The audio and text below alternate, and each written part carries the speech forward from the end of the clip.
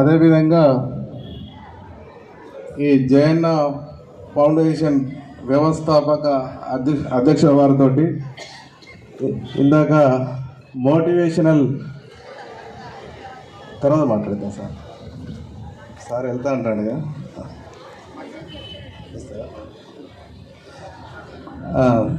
Shri Jaipal Reddy sir గారిని మాట్లాడవలసిందిగా కోరుతున్నాం. జయన్న ఫౌండేషన్ వ్యవస్థాపక అధ్యక్షులు. ఇప్పుడు ఈ సమావేశం అయ్యేందుకు కారకుడు గౌరవనీయులు, ఈ సభకు వచ్చిన పెద్దలు, మున్సిపల్ కమిషనర్ గారు సమ్మయ్య సారు, మరియు మన ఎంఈఓ గారు, మన school girls high school head master గారు, మా అన్ని హై స్కూల్స్ హెడ్ మాస్టర్ గారికి నా 2 చేతులు వేసి దండం పెడుతున్నాను. ఎందుకంటే విద్య చాలా గొప్పది. విద్య అనేది ఇంటికి వెలుతురునిస్తుంది. నేను ఒకటంటే డాక్టర్ బిఆర్ అంబేద్కర్ స్ఫూర్తితో పనిచేస్తున్నా. ఎందుకంటే ఆయన బుక్స్ ఎన్నో స్టడీ చేసిన నేను, స్వామి వివేకానంద బుక్స్ అయినా. మనిషి పుట్టడము ఒక అదృష్టం, చావడం ఒక అదృష్టం. మధ్యలో ఉన్నదంతా ఒక డ్రామా. మనిషి పుట్టడం ఒక అదృష్టం, చావడం ఒక అదృష్టం, కానీ మధ్యలో ఉన్నది డ్రామా. ఈ డ్రామా ఆడడానికి మనిషి ఎంత రాక్షసత్వాన్ని చేస్తుందంటే ఇది నాది, ఇది ఇది ఇది నాది, ఇది నాది, ఇది నాది అని పేద ప్రజలను పీడిస్తున్నారు. కాబట్టి మేమిద్దరము, మా వైఫ్ నేనిద్దరము ఏదో పేద ప్రజలకు సహాయం చేయాలని. మేము చిన్న మిడిల్ ఫ్యామిలీ. మా నాన్న కూడా వ్యవసాయదారు కుటుంబంలోకి వచ్చిన. మేము ఎంత భూస్వాములం కాదు. నాకున్నది సింగపూర్లో 2 ఎకరాల పొలం, అంతకంటే నాకు ఆస్తులు ఏం లేవు. కనీసం మా పిల్లలు మంచిగా చదువుకున్నారు, అమెరికాలో ఉంటున్నారు. కనీసం మన సమాజ సేవ చేయాలని నా వైఫ్ ఎప్పుడు అంటుంది. ఎందుకంటే మనం ఎంతో కష్టపడ్డాం, గవర్నమెంట్ స్కూల్లో చదువుకున్నాం. మేమిద్దరము గవర్నమెంట్ స్కూల్ విద్యార్థులమే. ఎవరు, నా వైఫ్ని గవర్నమెంట్ హై స్కూల్లో చదివినా, సింగపూర్ హై స్కూల్ 7th వరకు చదివినా, 8th, 9th, 10th హై స్కూల్లో చదివినా, intermediate first year second year మన కాలేజీలో చదువుకున్నాం. నేను ఎగ్జామ్స్ రాసుకున్న రోజుల్లోనే మా పక్క విద్యార్థి ప్యాడ్ ఆడుకొని నేను ఎగ్జామ్ రాసిన. నాకంటే ఆ రోజులు ఇప్పుడు కూడా గుర్తుకొస్తాయి. కానీ నేను చదువుకొని ఇంత చదువుకున్నా, నాకు గవర్నమెంట్ ఉద్యోగం వచ్చినా ఉద్యోగం చేయలేదు. నీ ఉద్యోగం చేస్తే నేను ఎవరికి సహాయపడలేను, నా కుటుంబాన్ని చదువుకోగలుగుతా అనే ఒక స్ఫూర్తితో అంబేద్కర్ బుక్స్, స్వామి వివేకానంద, శ్రీశ్రీ బుక్స్ చదివి నేను ఏదో ఒక బిజినెస్ చేయాలి, నేను 10 మందికి సహాయం చేయాలనే ఒక స్ఫూర్తి తీసుకున్నాను. ఎందుకంటే నాకు గవర్నమెంట్ ఉద్యోగం వచ్చింది ఎలక్ట్రిసిటీ డిపార్ట్మెంట్లో. కానీ నీ ఉద్యోగం చేస్తే నా కుటుంబానికే సేవ చేస్తా, కానీ ప్రజలకు సేవ చేయాలనే ఒక స్ఫూర్తి తీసుకొని నాకు ఇంటర్వ్యూలో ఉద్యోగం వచ్చి సెలెక్ట్ లిస్ట్లో సెకండ్ టైం వచ్చినా కూడా నేను ఉద్యోగం చేయలేదు. కానీ నేను ఉద్యోగాన్ని పోకుంటే ఇంకోరికన్నా ఉద్యోగం వస్తుంది. నేను ఉద్యోగాన్ని పోయి నీ మధ్యలో మానేస్తే ఇంకోరికి ఉద్యోగం రాదని నేను ఉద్యోగాన్ని కూడా పోలేదు. కానీ నేను ఏదో పని చేయాలనే కష్టపడి నేను గత 23 సంవత్సరాలు, నాకు 54 సంవత్సరాలు, నేను 23 సంవత్సరాల నుంచి నేను బిజినెస్ చేసి ఈ సమాజానికి ఏవో చేయాలనే స్ఫూర్తితోని నేను జయన్న ఫౌండేషన్ అనే ఒక స్థాపించాను. నేను సింగపూర్లో ఉంటాను, హైదరాబాద్లో బిజినెస్ చేస్తా, హాస్పిటల్ సైడ్ వర్క్ చేస్తా. కానీ ఈ జయన్న ఫౌండేషన్ అనేది స్థాపించి దగ్గర 15 months అవుతుంది. ఒక అంబులెన్స్ కూడా తీసుకున్నాము. మా విలేజ్లో కూడా మా పక్కన మాలపల్లె అని మా కుటుంబ సభ్యులు ఉన్నారు. అక్కడ వాటర్ ప్లాంట్ లేదు అని ఎవరో రోజు సైకిల్ మీద యాక్సిడెంట్స్ అయితే యాక్సిడెంట్ ఎందుకైనా నేను అడిగితే అయ్యో అక్కడ వాటర్ ప్లాంట్ కూడా పెట్టించాము.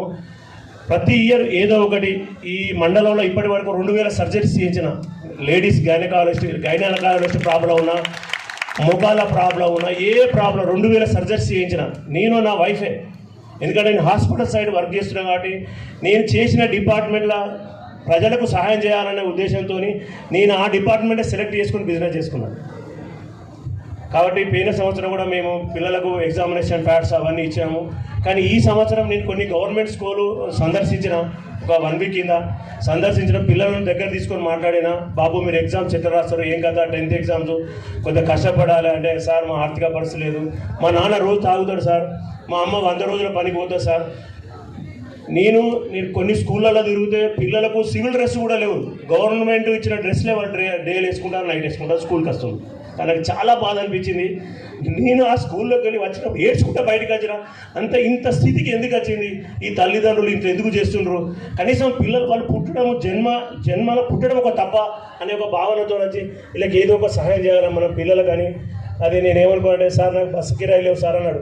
నేను ఎంత కావాలండి సార్, 200 కావాలి, 300 కావాలి, అట్లా కాదని చెప్పి మా వైఫ్ని ఇద్దరం కూర్చొని ఏం చేసినా అంటే, ఇగో ఎక్కడి నుంచి వెళ్ళి మండల్ హెడ్ క్వార్టర్ ఎక్కడి నుంచి వచ్చినా 20 రూపీస్ ఆటో ఛార్జ్ ఉంది. అంటే 20 రూపీస్ ఫోను, 20 రూపీస్ రాను, 40 రూపీస్ అవుతుంది. వీళ్ళకు ఎగ్జామ్ 9 o'clock ఉన్నది. 9 o'clock అంటే 8:30కి స్కూల్ కాంపౌండ్ గ్రౌండ్లోకి రావాలి. ఆ అబ్బాయి కందుకూల అక్కడి నుంచి రావాలంటే 7 o'clock లేచి రావాలి. 7 o'clock ఏం తింటాడంటే, సార్ మా అమ్మ రాత్రి అన్నం నేను ఏదైనా వేసుకొని తింటా సార్ అని చాలా బాధ అనిపించింది. అంటే నేను కూడా బాధపడే చదువుకున్నా, గవర్నమెంట్ స్కూల్లో చదువుకున్నా. అంటే ఈ వాళ్ళు ఈ భూమి మీద పుట్టి ఈ బాధలు ఎందుకు భరిస్తున్నారు, ఈ తల్లిదండ్రులు ఎందుకు వీళ్ళు ఆలోచించలేని బాధ అనిపించి, సరే మనం ఏదో ఒక సాయం చేస్తామని, సరే 20 రూపీస్ 40 రూపీస్ పోయినా 60 రూపీస్ నేను చెప్పిన 60 రూపీస్తో మీరు ఏదైనా బ్రేక్ఫాస్ట్ చేసి ఎగ్జామ్ బోర్డు అనే ఒక ఉద్దేశంతోనే ఒక్కొక్క స్టూడెంట్కు 700 రూపాయలు మేము ఇప్పుడు ప్రోత్సాహం ఇవ్వడం జరుగుతుంది. అట్లా వరకు ఎగ్జామినేషన్ ప్యాడు, మన ఎగ్జామినేషన్ కిట్ కూడా ఈరోజు మేము ఇస్తాము. ఒకటి ఏంటంటే మా ట్రస్ట్, మా జయన్న ఫౌండేషన్స్ కూడా పోయిన సర్వీస్ కొన్ని స్కూల్స్ హెడ్ మాస్టర్స్ కూడా ఇన్ఫార్మ్ చేసాం. సార్ పిల్లలు ఏమన్నా హెల్త్ ప్రాబ్లం ఉన్నా మాకు ఇన్ఫార్మ్ చేయండి సార్, మేము పర్సనల్గా మేము తీసుకుపోతాం. ఒక 2 స్కూల్స్లో ఒక పిల్లల్ని ఇస్తే ఆ పిల్లలు కూడా రాత్రి మా ఇంట్లోనే పడుకోబెట్టి హాస్పిటల్ తీసుకుపోయి 3 days మా ఇంట్లోనే ఉంచుకున్నాం. ఆ పిల్లల్ని ఉంచుకొని వాళ్ళ ట్రీట్మెంట్ చేసి వాళ్ళ విలేజ్లో మా అంబులెన్స్తోని పంపించినాం. చాలా సంతోషం అనిపించింది.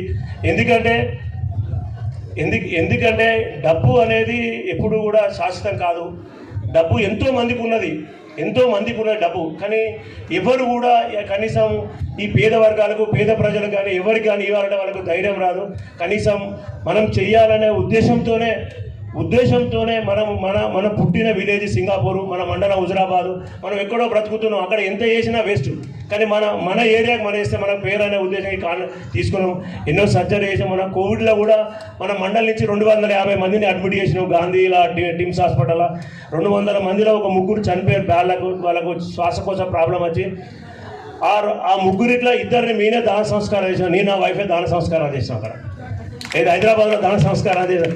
కానీ ఏంటంటే ఇక వాళ్ళు కూడా ఫ్యామిలీ ప్రాబ్లంతో, వాళ్ళు పేషెంట్లు హార్ట్ ప్రాబ్లం ఉన్నది, ఆ ప్రాబ్లం రాను అంటే సరే సార్ రాకుండా అయితే వాళ్ళు ఎందుకు డిస్టర్బెన్స్ చేయాలని మరి మేము దాన సంస్కారం చేస్తుంటే ఇవాళ చెప్పలేకపోయారు. వాళ్ళకు రావాలని ఉన్నది, ఆ కోవిడ్ భయంతో చెప్పలేకుండా సరే ఓకే అని మేము అక్కడనే హైదరాబాద్లో దాన సంస్కారం కూడా చేసినాం. ఎన్నో సర్జరీస్ చేయించినాం. మొన్న కూడా ఈ మండలంలో ఐ క్యాంప్స్ పెట్టినాం. ఏది శంకరయ్య హాస్పిటల్ నేతృత్వంతో ఐస్ క్యాంప్స్ పెట్టినాం. ఐ క్యాంప్స్ పెట్టి 5,000 మంది పేషెంట్స్ను ఎగ్జామ్ చేస్తే 488 మంది పేషెంట్స్ సర్జరీకి ఫిట్ అయితే వాళ్ళని హైదరాబాద్కు తీసుకుపోయి ఆ 488 మందికి ఐ సర్జరీ లెన్స్ వేయించినాం. అయితే ఆ శంకర్ హాస్పిటల్ యొక్క కాన్సెప్ట్ ఏంటంటే ఏదో అద్దాలు ఇచ్చి షో పుటప్ చేయొద్దు. మనం చేసే సేవ ఏంటంటే ఆయన చనిపోయే వరకు యూజ్ ఉండాలి. చేయాలంటే ఏం చేయాలి? ఆ పేషెంట్ సర్జరీ చేయాలి. మేము దగ్గరుండి మా తల్లిదండ్రులను భావించినాం. వాళ్ళు మా తల్లిదండ్రులు అని భావించి ప్రతి విలేజ్లో కౌన్సిలింగ్ మార్నింగ్ 8:30 నుంచి 2 o'clock పెట్టి 2 o'clock ఆ బస్సు తీసుకుపోయి హైదరాబాద్ పోయి హైదరాబాద్ మళ్ళీ వాళ్ళకు లంచ్ కానీ డిన్నర్ కానీ చేయించి వాళ్ళకు 2 నెలలకు అవసరమయ్యే డ్రాప్స్ కూడా మేము ఇప్పించినాం. ఎందుకంటే వాళ్ళ ఇంటికి వచ్చిన డబ్బు లేక డ్రాప్స్ కొనుక్కోలేదు. అందుకోసమే 2 నెలల వరకు డ్రాప్స్ కూడా ఇప్పించినాం.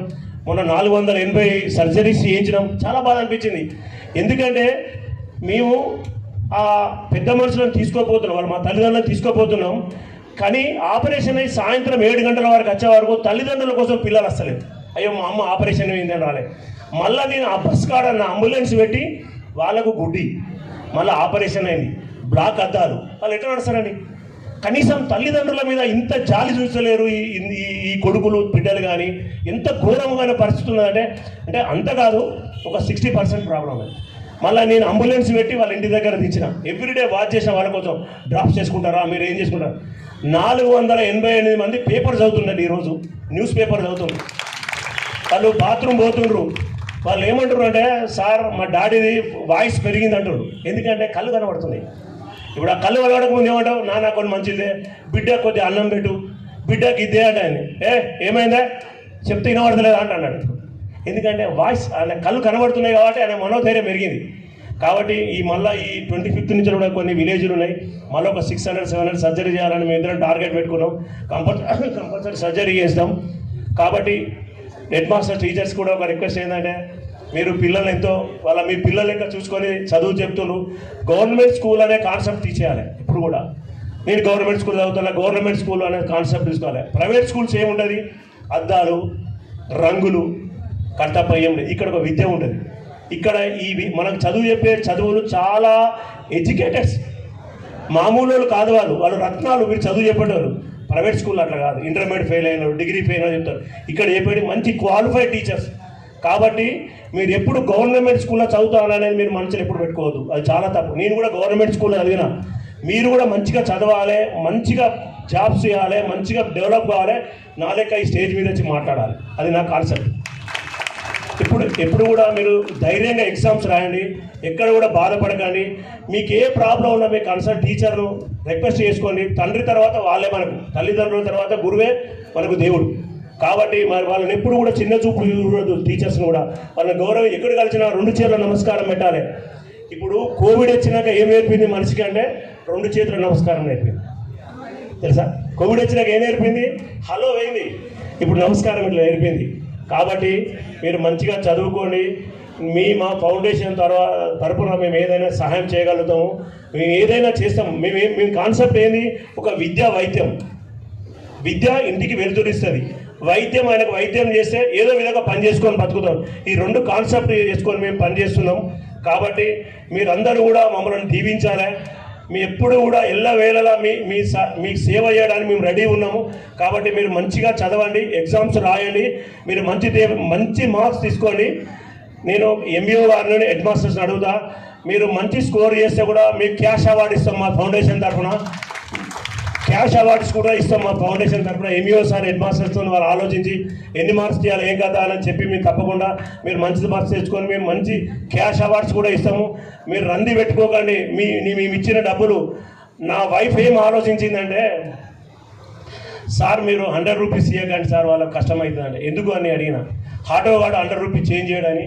మళ్ళీ నేను హైదరాబాద్కి పోయి బ్యాంకు పోయి మీకు 50 రూపీస్ తెచ్చుకొచ్చాను. ఎందుకంటే మీరు ఆటో ఇవ్వడానికి ఈజీ. అంటే అంత ఆలోచించడం మీ గురించి. మీరు ఆలోచించండి. 100 రూపీస్ ఇస్తే చేంజ్ చేయలేడు, ఎగ్జామ్ టైం అవుతుంది, నువ్వు ఏం మాట్లాడలేవు. అయ్యో పైసలు పోతాయనే బాధ, టెన్షన్, ఎగ్జామ్ రాయవు. అంటే నా వైఫ్ ఏం ఆలోచించిందంటే, సార్ మీరు ఒక చిన్న రిక్వెస్ట్, డబ్బులు ఇస్తుందిగా, వాళ్ళకు 10 రూపీస్ అయినా 50 రూపీస్ అయినా ఇవ్వండి సార్, వాళ్ళ ఖర్చులకు మంచిగుంటాయి సార్, మీరు 100 రూపీస్ ఇవ్వగానే ఆలోచించిన వ్యక్తి. ఒకటి, నేను 10th ఎగ్జామ్ రాసిన రోజు కూడా నాకు ఎగ్జామినేషన్ ప్యాడ్ లేదు. నేను పక్క స్టూడెంట్ నాడు ఎగ్జామ్ రాసిన. నేను 10th ఎగ్జామ్ రాసినప్పుడు హాల్ టికెట్ చినిగిపోయింది. నాకు ఉపేందర్ రెడ్డి సార్ మా మ్యాథ్స్ టీచర్.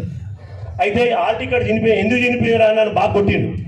అంటే మీరు సైకిల్ మీద వచ్చేది కదా, సింగాపూర్ నుంచి ఇక్కడికి 5 కిలోమీటర్స్ సైకిల్లోకి చదువుకునేది కదా సార్, ఇట్లా చెమట పట్టింది సార్ అని 2 వంగబెట్టి 2 గుద్దిండు. అయితే నాకు ఈ ప్యాడ్స్ తీసుకోవడం ఒకటి ఆలోచన వచ్చింది. అరే నేను అప్పుడు ఉపేందర్ రెడ్డి సార్తో దెబ్బలు తిన్నా కదా, ఇప్పుడు పిల్లలు కూడా తినద్దని ఏంటంటే మీకు హాల్ టికెట్ పెట్టుకోవడానికి కూడా కవర్ తీసుకొచ్చిన. మీరు ఆ కవర్ పెట్టుకోండి, గుర్తుపెట్టుకోండి. నాకు ఆ కాన్సెప్ట్ యాదకొచ్చింది. అరే ఉపేందర్ రెడ్డి సార్ నన్ను కొట్టిండు, నేను దెబ్బలు తినగానే నా బిడ్డలు కూడా దెబ్బలు తినద్దు అనే ఉద్దేశం కూడా, అది కూడా కాన్సెప్ట్గా నాకు జ్ఞాపకం వచ్చి నేను చెప్పిన. మీరు ధైర్యంగా రాయండి బిడ్డ. ఏదైనా విద్య అనేది మీ సొంతం. మీరు చనిపోయే వరకు మీ వెంబడి ఉండేది ఒక విద్యనే, ఏది ఉండదు. తల్లిదండ్రులు ఉండడు, భార్య ఉండదు, పిల్లలు ఉండదు. మీ విద్య మీకు వెలుతురు. బాబాసాహెబ్ అంబేద్కర్ చెప్పింది ఒకటి ఏంటంటే, హాస్తులు పాస్తులు ఏది ఉండదు, విద్య మనకు వెలుతురు. నువ్వు చదువుకున్నావంటే నేను ప్రతి ఒక్కరు గౌరవిస్తారు. అరే సార్ ఆయన ఐఏఎస్, ఆయన ఐపీఎస్, ఆయన ప్రొఫెసర్, ఈయన టీచర్ అని గౌరవిస్తారు. కానీ చదువుకోతే వేస్ట్. అందుకోసం మీరు చదువుకోండి. మేము కూడా కష్టపడి చదువుకున్నాం. మేము వ్యవసాయం